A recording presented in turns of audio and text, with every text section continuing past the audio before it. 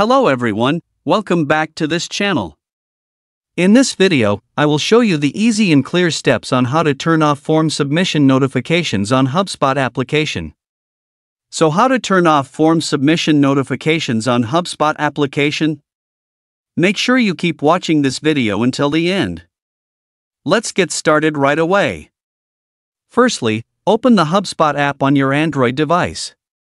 This is the initial screen of the HubSpot app. Next, tap the three-line icon at the top left.